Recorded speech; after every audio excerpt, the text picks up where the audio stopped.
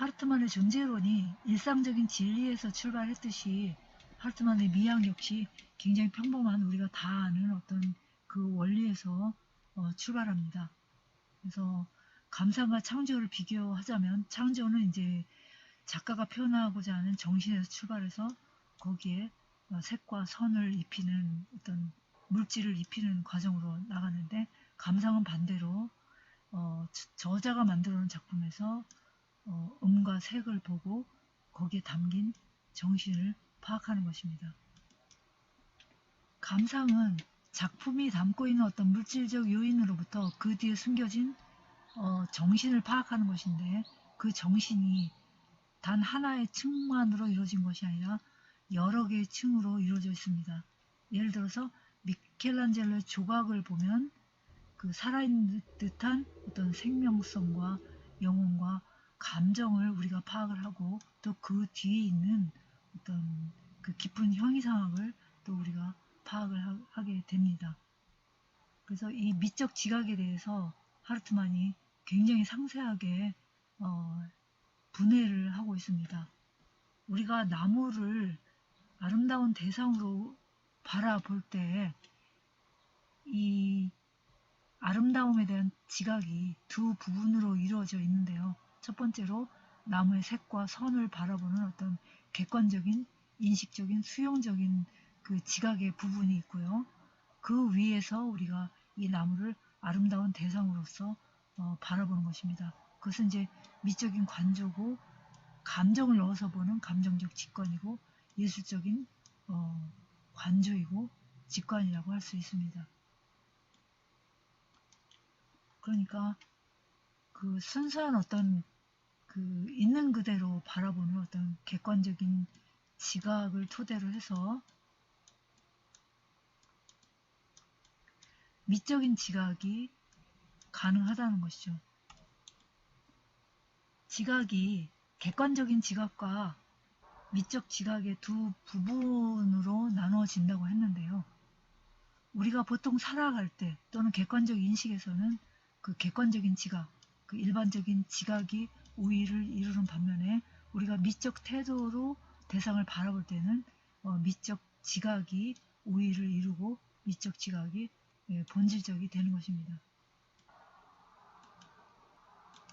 그러니까 우리에게는 언제나 두 가지 지각이 작용을 하는데, 인식할 때는 객관적인 지각, 미적으로 지각할 때는 미적 지각이 본질적으로 되는 것인데, 아무튼 이 두 개의 지각이 그 분리할 수 없을 정도로 혼용되어 있는 그런 상태라고 할 수 있습니다.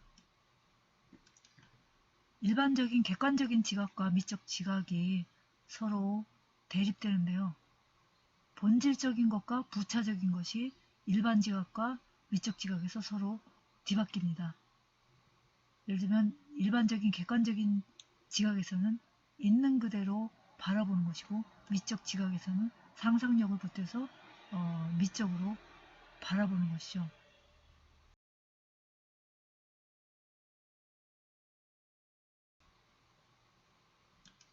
미적 지각은 특히 일반 지각에는 없는 요인인데, 눈에 보이는 것 이상의 것을 상상을 통해서 덧붙이고 감정적인 어떤 그런 요인을 덧붙인다는 것이 특징입니다.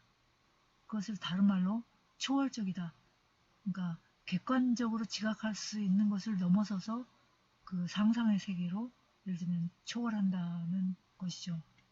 그런데 이런 어떤 미적 지각의 초월성이 미적 지각에만 있는 것이 아니라 객관적인 지각도 본래적으로 초월적이라는 것이 하르트만의 그 독특한 관점입니다.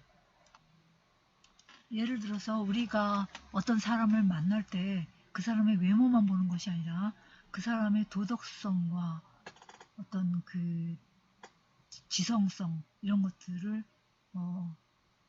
보게 되죠. 그리고 우리가 방 안에서 바깥에서 들리는 어떤 소리만 듣는 것이 아니라 그 소리를 통해서 그 물체를 그 상상하게 되는 것입니다. 아주 쉬운 예를 들자면 음식이 눈앞에 있는데 우리가 음식을 보기만 해도 그 미각이 작용하죠. 침이 넘어가기 시작하죠. 이것도 일종의 그 초월의 아주 쉬운 예라고 할 수 있습니다.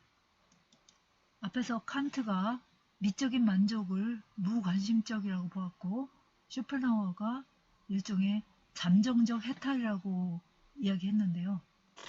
하르트만도 이와 유사하게 미적인 지각은 인식이나 개념적 이해와 무관한 것이고 진리 탐구의 사명, 또 윤리적인 어떤 그 의무, 당위의 짐에서 벗어난다. 또 실용적 이익의 관점으로부터 독립된다라는 점을 이야기했습니다.